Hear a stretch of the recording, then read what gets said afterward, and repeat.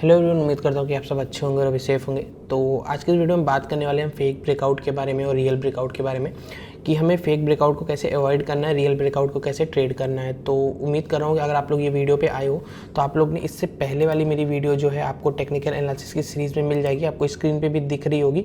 ठीक है, आपने मेरी ट्रेंड एनालिसिस की वीडियो और यहाँ पे स्विंग्स की वीडियो देख ली होगी कि स्विंग क्या होती है, ट्रेंड एनालिसिस क्या होता है, तो कैसे हम पता करते हैं कौन सा ट्रेंड चल रहा है, उस हिसाब से हमें ट्रेड करना है।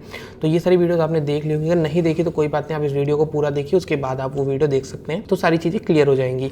आपको चैनल पे प्लेलिस्ट मिल जाएगी टेक्निकल एनालिसिस कोर्स की, फ्री ऑफ कॉस्ट है। यहाँ पे मैंने A to Z सब कुछ बता रखा है। अगर आपको टेक्निकल एनालिसिस में कुछ नहीं आता तो आपको चीज़ें यहाँ पे सीखने को मिल जाएंगी। ठीक है, तो यहाँ पर सबसे पहले मैं बात कर लेता हूँ थ्योरेटिकली आप लोग से कि यहाँ पर कैसे वो एनालिसिस होती है। ठीक है, कैसे हम फेक ब्रेकआउट और ब्रेकआउट को फाइंड आउट करेंगे। उससे पहले हम बात कर लेते हैं थोड़ा सा प्राइस एक्शन के बारे में। मान लीजिए आप एक ऐसे ट्रेडर हो जो एक सपोर्ट और एक रेजिस्टेंस पे ट्रेड करते हो। ठीक है, जब सपोर्ट का यहाँ पे ब्रेकडाउन होता है तो आप शॉर्ट करते हो, और जब यहाँ पे रेजिस्टेंस का ब्रेकआउट होता है तो आप यहाँ पे लॉन्ग के लिए जाते हो। ठीक, मैं ऐसा मान के चल रहा हूँ कि ये आपका सेट ऑफ रूल है। आपका सेट ऑफ रूल कुछ भी हो सकता है। आप ट्रेंड लाइन के ट्रेडर हो सकते हो, आप फिबोनाची के ट्रेडर हो सकते हो।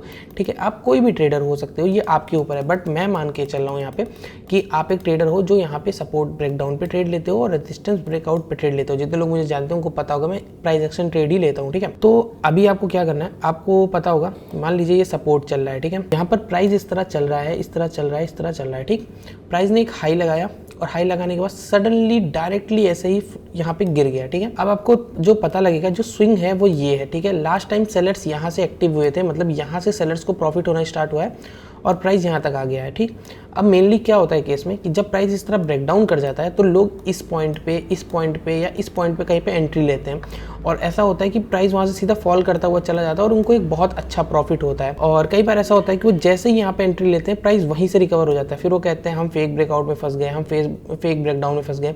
इसी तरह सपोर्ट रेजिस्टेंस के केस में भी होता है, प्राइस इस तरह चलता रहता है, एक ब्रेकडाउन देता है, फिर एक शार्प ब्रेकआउट देता है और लोग इसी फोमो में एंट्री कर जाते हैं। कुछ लोग ऐसे भी होते हैं जो रीटेस्ट का वेट करते हैं। ठीक है, बट कई बार क्या होता है उनकी रीटेस्ट में, कई बार रीटेस्ट पे वो एंट्री तो पा जाते हैं, बट कई बार प्राइस इसी तरह ऊपर निकल जाता है तो वो कहते हैं कि मुझसे प्राइस मिस हो गया, अगली बार जैसे ही ब्रेकआउट होगा वो मैं खरीद लूँगा। तो ये सबसे बड़ी कन्फ्यूजन होती है ट्रेडर की लाइफ में। तो यहाँ पे मैं आप लोग के साथ वो चीज़ क्लियर करने वाला हूँ कि कब आपको कैसे ट्रेड करना है और कैसे आपको फेक ब्रेकआउट को अवॉइड करना है, कैसे रियल ब्रेकआउट को फाइंड आउट करना है, इसके पीछे क्या लॉजिक है। ठीक है, सब चीज़ों के बारे में बात करेंगे। मेक श्योर आप वीडियो को पूरा देखिएगा। अगर आपको वीडियो थोड़ा सा लग रहा हो मैं स्लो बोल रहा हूँ, आप लोग थोड़े, मैं स्लो इसीलिए बोल रहा हूँ क्योंकि मैं ऐसा मान के चल रहा हूँ कि यहाँ पे नए लोग ये वीडियो देख रहे हैं। अगर आपको लग रहा हो कि मैं स्लो बोल रहा हूँ तो 1.5x से 2x पे भी वीडियो देख सकते हो अगर आप थोड़े से प्रो हो। ठीक है, तो मान लीजिए सपोर्ट पे प्राइस चल रहा है। ठीक है, हम यहाँ पे हमारे पास हमारी यहाँ पे जो लिमिटेशन है, हमारा जो बजट है, हम हमेशा 100 क्वांटिटीज़ में ट्रेड करते हैं। मैं क्वांटिटी का नाम ले रहा हूँ जैसे स्टॉक मार्केट वाले भी यहाँ पे रिलेट कर पाए।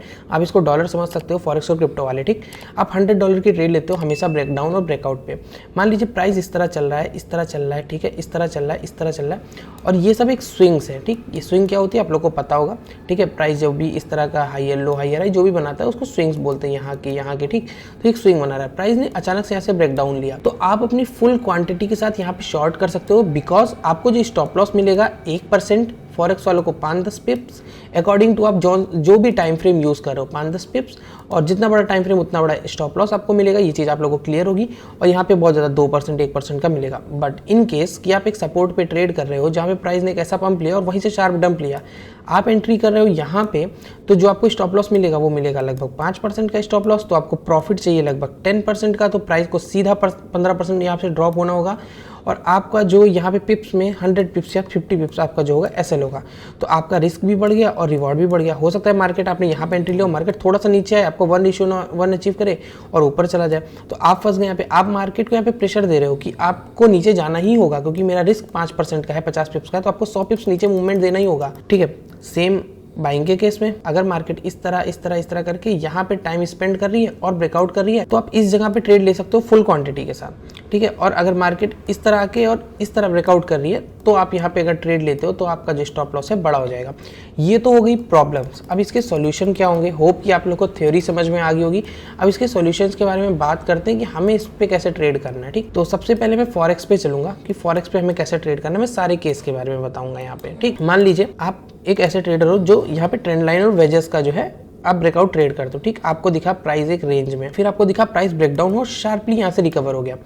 90% ऑफ पीपल जो होंगे वो इसी जगह पे ट्रैप हो जाते हैं, ठीक। वो यहीं पे एंट्री ले लेंगे। अब क्या होगा, आपने यहाँ से लेके यहाँ के बीच में एंट्री लिए तो आपका एसएल जो बनेगा, जैसा मैं जानता हूँ, ठीक है, जो रियल एसएल होता है वो यहाँ पे बनेगा, ठीक। एम आई राइट? आपका जो ट्रेड का एसएल बना यहाँ पे वो आके बन गया लगभग आपका 30 पिप्स का, ठीक। 30 पिप्स का आपका यहाँ पे एसएल बना, और जैसे ही एसएल बना आप देखोगे जहां से आपने एंट्री दी प्राइस वहीं से डाउन जाना स्टार्ट कर जाता है, ठीक। यहाँ से डाउन जाना स्टार्ट हो गया, आपका यहाँ पे स्टॉप लॉस हिट हुआ। फिर आप देखोगे कि जिस पॉइंट पे आपका स्टॉप लॉस हिट हुआ, जिस पॉइंट पे, फिर मार्केट वहीं से ग्रीन कैंडल बनाएगा और वहीं से धीरे धीरे ऊपर जाना शुरू कर देगा। फिर आप लोग इसी में रिवेंज ट्रेडिंग करने लगते हो, फिर यहीं से बाई कर लेते हो, ठीक है। तो इसमें इस पूरे जोन में आपका जो है कैपिटल चला जाता है, ठीक है। आप लोग रिलेट कर पा रहे होगे, ऐसा होता है। अब ऐसी जगह पे हमें कैसे ट्रेड करना है, पहले हम इसके बारे में बात कर लेते हैं, ठीक। चलिए पहले हम बात कर लेते हैं कि ऐसी जगह पे किस तरह ट्रेड करते हैं, ठीक है। पहले यही टॉपिक डिस्कस करते हैं। मान लीजिए आप यहाँ पे 100 क्वांटिटी ट्रेड करते हो, ठीक। आपको बड़ा ब्रेकआउट मिला, आपको ऐसा लगता है बायर्स बहुत स्ट्रॉन्ग है और मुझे यहाँ से बहुत बड़ा मूवमेंट जो है वो देखने को यहाँ से मिल सकता है, ठीक। आपको सिर्फ और सिर्फ 50, 40 या 30 क्वांटिटी ऐसी ऐड करनी है कि मार्केट अगर यहाँ से पूरी ऊपर चली जाए तो आपको कोई दुख ना हो कि ठीक है मैंने कोई क्वांटिटी ऐड नहीं किया, ठीक। आपका इससे रिस्क कम हो गया, ठीक। आपका जो 100 क्वांटिटी में रिस्क यहाँ पे पड़ता, वही आपका 30 क्वांटिटी में जो रिस्क है वो यहाँ पर बन रहा है, ठीक। एक मान लीजिए रिटेस्ट आया, और जब ये रिटेस्ट यहाँ पे इसका हाफ एरिया क्रॉस कर जाए, जो ये रिट्रेसमेंट इसका हाफ एरिया, तो आप यहाँ पर एक प्राइस एक्शन देख के बाइंग कर सकते हो जिसका स्टॉप लॉस यहाँ पर होगा। तो आपका जो इतना बड़ा स्टॉप लॉस था वो इतने में और इतने में, अगर प्राइस ड्रॉप होता है तो आपका स्टॉप लॉस छोटा हो गया, आपकी क्वांटिटी भी कम हो गई। और अगर आपको खुद ही दिख जाएगा, अगर ब्रेकआउट बड़ा होगा, आपको खुद ही दिख जाएगा कि यहाँ से प्राइस कभी नीचे आएगा ही नहीं और प्राइस इस तरह निकल जाएगा ऊपर की साइड में, और आपको जो हाफ क्वांटिटी होगी बहुत अच्छा प्रॉफिट देकर जाएगी। सिर्फ और सिर्फ आपको स्टॉप लॉस को ट्रेल करते हुए जाना है। होप कि आप लोग मेरे पॉइंट से रिलेट कर पा रहे होगे, आप लोग मेरे पॉइंट को समझ पा रहे होगे, ठीक। अब उसके बाद थोड़ा सा नीचे आते हैं। अब आपको दिखेगा सेम इसी जगह पे, ठीक। यहाँ पर कई लोग बोल सकते हैं सर इस तरह प्राइस आया और प्राइस ने यहाँ से इतना बड़ा ड्रॉप लिया, हम यहाँ पे अगर रिटेस्ट का वेट करते हैं, हाफ क्वांटिटी ऐड करते तो हमें प्रॉफिट ना होता।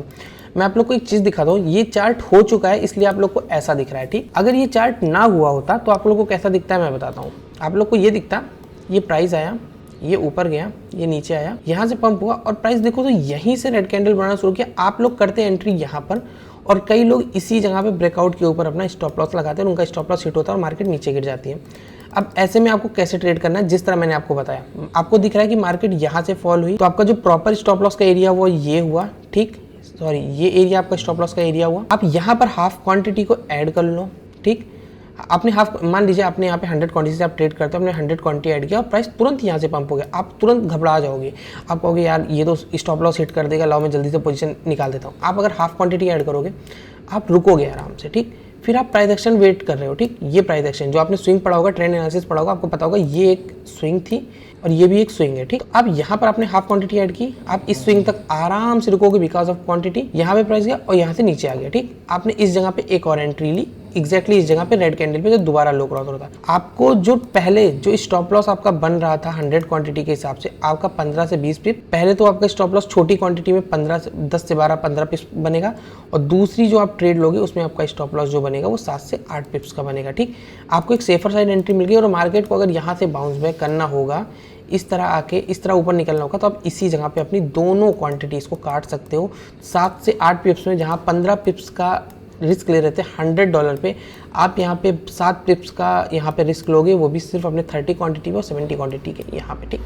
तो उम्मीद कर रहा हूँ कि आप लोग को मेरा पॉइंट समझ में आ रहा होगा, ठीक है। मैं एक चार्ट आप लोग को और दिखाता हूँ, क्रिप्टो का चार्ट भी दिखाऊंगा, ठीक। मैं बताऊँगा एक नॉर्मल ट्रेडर में और एक अच्छे ट्रेडर में क्या डिफरेंस होता है। मान लीजिए ये एक एरिया है, ठीक। बार बार आपको रेजिस्टेंस दिख रही है, ब्रेकआउट हो रही है, फेकआउट हो रही है, ब्रेकआउट फेकआउट। यहाँ पे अगर आप लोग होते हैं तो 90, आप लोग से मेरा मतलब है जो बिगनर्स है, ठीक, कोई भी ऑफेंड नहीं होगा। तो यहाँ पर आप देखो, आप लोग में से 90% लोग यहाँ पर ट्रेड ले लेते क्योंकि आपको एक बहुत बड़ी स्ट्रॉन्ग कैंडल दिखती है। आप लोग को यही पढ़ाया गया है कि एक इस तरह की कैंडल के बाद जब ये मोरोबोजो आपको दिखे आपको एंट्री कर देनी है, ठीक। एग्जैक्टली मोरोबोजो, या फिर थोड़ी सी आपको विक दिख सकती है, ठीक है। यहाँ पे तो मोरोबोजो में ही आएगा ये। तो यहाँ पे आपको दिखा आपको एंट्री करना, बट मेरे हिसाब से मैं यहाँ पे एंट्री नहीं करूँगा। रीज़न, एक चीज़ का ध्यान रखना, बहुत इंपॉर्टेंट चीज़ मैं क्लियर कर दूँ, मैं ये 1 आवर चार्ट पे आपको सिखा रहा हूँ। आप 15 मिनट पे चार्ट पे देखोगे तब भी सेम रूल अप्लाई होगा, 1 घंटे पे देखोगे, 1 दिन पे देखोगे तब भी सेम रूल होगा, ठीक है। रीज़न भी कि आप जितने बड़े टाइम फ्रेम पे करोगे उतना ज़्यादा पिप्स होगा यहाँ पे और उतना ज़्यादा आपको यहाँ पे प्रॉफिट मिलेगा, ठीक। मान लीजिए आपने यहाँ पे ट्रेड लिया, आपका जो स्टॉप लॉस बनना चाहिए वो बनना चाहिए 112 पिप्स का, ठीक। आपने यहाँ पे ट्रेड लिया, आपका स्टॉप लॉस बनना चाहिए 112 पिप्स का। क्या आप कभी यहाँ पे ट्रेड करोगे? मैं कभी नहीं ट्रेड करूँगा। रीज़न कि जिसने यहाँ बाई किया होगा उसको यहाँ पे प्रॉफिट मिल रहा है। अगर थोड़ी सी भी निगेटिविटी आएगी तो वो लोग यहाँ पर पोजीशन निकाल देंगे। आप लोग को लास्ट मैंने अपनी ट्रेंड वाली वीडियो में बताया था, अगर आप लोग को याद हो, कि अगर किसी को यहाँ पे 100 रुपये मिल रहा है और उसको यहाँ पे 80 दिखाई देगा, अगर किसी ने यहाँ पे एंट्री ली है उसको 100 का प्रॉफिट दिख रहा है, उसको 80 यहाँ पे जैसे दिखाई देगा पोजीशन काट देगा और प्राइस और तेजी से नीचे फॉल करेगा। ठीक, मैं यहाँ पे ट्रेड कब करूंगा आप देखो, प्राइस आपको दिखेगा दोबारा रेजिस्टेंस के पास घूम रहा है 1 घंटे 2 घंटे और 3 घंटे प्राइस ने इस जगह पे स्पेंड किया और फिर ब्रेकआउट दिया, एक बहुत ही छोटा सा ब्रेकआउट। अगर मैं यहाँ पे ट्रेड करूंगा तो मुझे जो स्विंग के हिसाब से जो स्टॉप लॉस मिल रहा है वो सिर्फ और सिर्फ 41 पिप्स का मिल रहा है। यहाँ मुझे 120 पिप्स मिल रहा था, यहाँ मुझे 41 पिप्स मिल रहा है। ठीक, आप समझो इस बात को। यहाँ पर अगर आप आओगे, ठीक, आप देखोगे आपको ये एक स्विंग मिल रही है, ये आपका एंट्री पॉइंट हुआ, ये आपका एसएल हुआ। ठीक, और यहाँ से अगर आप स्टॉप लॉस को ट्रेल करना स्टार्ट करते हो, ठीक, तो आपको जो प्रॉफिट मिलता है 165 पिप्स का। मान लीजिए आपने स्टॉप लॉस ट्रेल किया, पहला स्टॉप लॉस ये, दूसरा स्टॉप लॉस ये, और अगर आप देखोगे तो ये स्टॉप लॉस यहाँ तक बचा रहेगा। और अगर आप ठीक है, अगर कहीं नहीं आपका यहाँ पे भी स्टॉप लॉस निकलता है जाके, ठीक है, अगर आप थोड़े लंबे टाइम तक इसको यहाँ पे होल्ड करते हो तो आप यहाँ से जाते हो तो आपको 60 पिप्स लगभग यहाँ पे प्रॉफिट मिल जाएगा। ठीक है, तो उम्मीद करता हूँ आपको ये पॉइंट मेरा समझ में आएगा, कौन सा ट्रेड आपको लेना है, कौन सा ट्रेड आपको अवॉइड करना है। ठीक, आगे मैं आपको एक ट्रेड और समझाता हूँ। ठीक है, ये हो गया वो ट्रेड। अब इसी के साथ में मैं इस ट्रेड की भी बात करूंगा जो अचानक से आपको बहुत बड़ा ब्रेकडाउन देता है। ठीक, आप लोग कहेंगे सर आप तो कहने कि इस ट्रेड को नहीं ट्रेड करेंगे। नहीं, देखो ऐसा है, अगर आपको दिख रहा है, ठीक, कि प्राइस बहुत देर से सपोर्ट के पास घूम रहा है, अगर प्राइस इस लेवल से डायरेक्टली ब्रेक डाउन कर जाता तो हम अवॉइड कर देते हैं। ठीक है, क्योंकि इतना बड़ा हमें स्टॉप लॉस मिलता है, या तो हम क्वांटिटी 100 की जगह पे 10 ऐड करते बिकॉज ऑफ रीजन फोमो कि हम ये ट्रेड मिस नहीं करना चाहते। बट अगर आप देख रहे हो यहाँ पे प्राइस आया,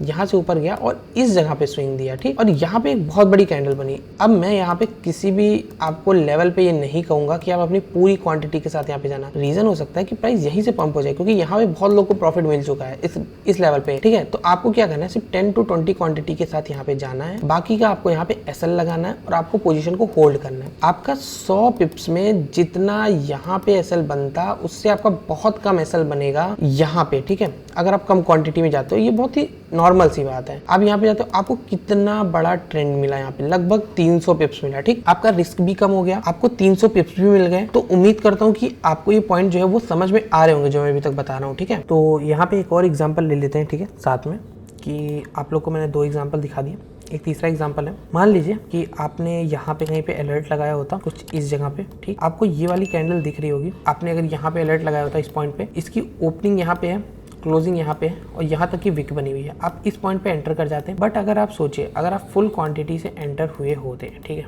अगर आप फुल क्वांटिटी से एंटर हुए होते यहाँ पे शार्प ब्रेकडाउन पे, तो आप फंस जाते। ठीक है, यहाँ पे आपका स्टॉप लॉस हिट हो जाता इस पॉइंट तक आप एसएल रखते तो आपको हमेशा, जैसा मैंने आपको रूल बताया कि जब कभी भी इतना बड़ा यहाँ पे ब्रेकडाउन हो, ठीक है, यहाँ पे इस तरह ब्रेकडाउन हो, आपको एंट्री नहीं लेनी। जब इतनी बड़ी रेड कैंडल आपको दिख रही है, ठीक है, आप इस जगह पे हाफ क्वांटिटी के साथ ट्रेड लो, इस जगह पे हाई पे इसका स्टॉप लॉस रखो, इस स्विंग पे रखो या हाई पे रखो, ठीक है, 5-10 पिप्स ऊपर नीचे रखो और आपको इतना बड़ा मूवमेंट कैच करने को मिल सकता है। अगर आप लोगों को शायद इस बात समझ में ना आ रही हो, जितने लोग ट्रेड करते हो आइडिया होगा, आप अगर इस जगह से शार्पली इस जगह पे अगर आप ट्रेड लेते तो आप यहाँ पर एसएल रखते, आपका फुल क्वांटिटी में एसएल अगर हिट हो जाता तो आप ये ट्रेड, ये मूव कभी भी कैप्चर नहीं कर पाएंगे। मार्केट को इस तरह का मूवमेंट देना होता है तो वो इस तरह की कैंडल जरूर बनाती है जहाँ पे इतने बड़े बायर्स आ जाते हैं अचानक से, जो यहाँ वालों का स्टॉप लॉस लेकर जाते हैं। फिर ये वाला मूवमेंट कोई कैच नहीं कर पाता, वो वही कैच कर पाता है जो बिल्कुल इमोशनली वो एकदम ट्रेंड होता है, ठीक है, और उसको पता होता है कि ये एक मेरा सेट ऑफ रूल है कि यहाँ पे अगर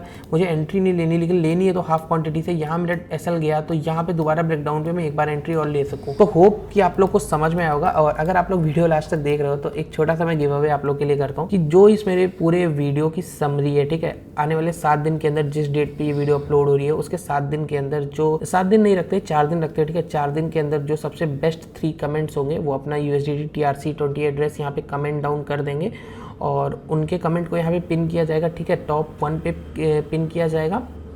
और क्योंकि आपको पता है एक ही कमेंट पिन कर सकते हैं तो मैं बारी बारी पिन कर दूंगा और आप लोग को मेरा रिप्लाई भी मिल जाएगा चैट में और आप लोग को यहाँ पे $10 आप लोग के अकाउंट में सीधा मिल जाएंगे। ठीक है, अगर आपको TRX चाहिए तो आप TRX लिख सकते हो, TRC20 चाहिए तो आप TRC20 लिख सकते हो, अपना एड्रेस वहाँ पे पेस्ट कर सकते हो और आपको पूरी समरी बतानी है कि आप मेरी इस ब्रेकआउट वीडियो से, ब्रेकडाउन वीडियो से, फेक ब्रेकआउट वीडियो से क्या सीखते हो। Thank you so much.